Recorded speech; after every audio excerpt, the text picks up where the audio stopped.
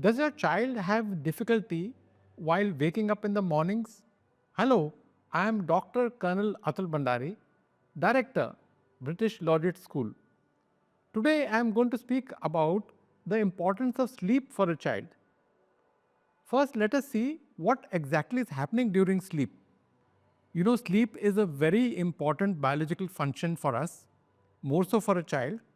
And during this time, the brain is active and a lot of essential hormones are being released.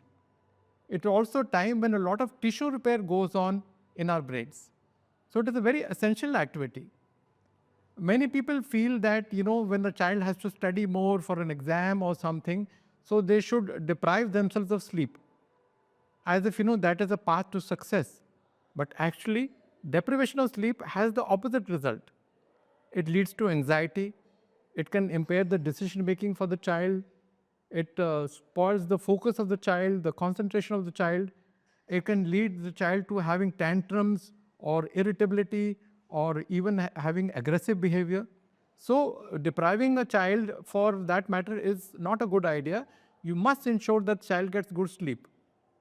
Now, a very critical part of the sleep process is the pre-bedtime routine.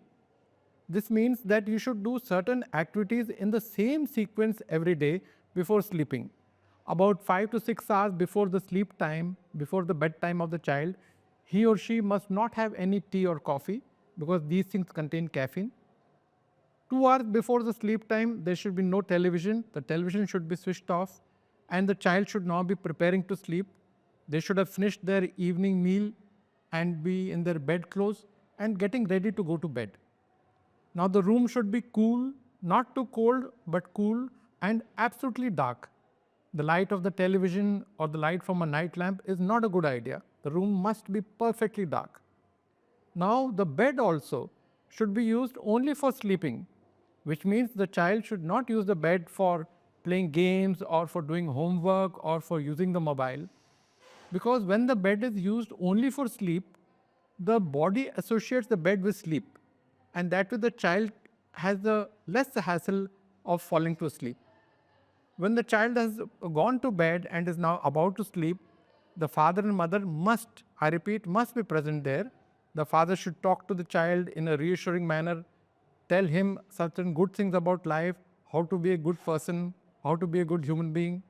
The mother should also be there, and in her calm, soothing voice, she should talk to the child, maybe kiss the child on the forehead, give him a hug, and tuck in the child, and then switch off the lights totally and they go to sleep.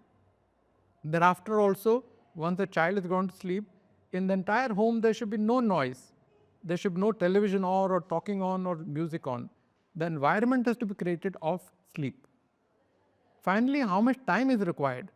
Now, for a pre-nursery child or earlier child, they need about 10 hours of sleep each night, which means if your child has to get up at 6 o'clock in the morning to go to school, he must go to bed by 8 p.m. And for the in the primary years, the child has to sleep for about at least 9.5 hours, which means that the child should go to bed by 8:30 p.m. latest if he has to get up by 6 o'clock. So this in nutshell, dear parents, are the important requisites for sleep. To sum up, please realize sleep is a friend for a child. Once the children have slept well, they're more alert, they can focus better, and they do better in school. So please give importance to both the quantity and the quality of the sleep of your child.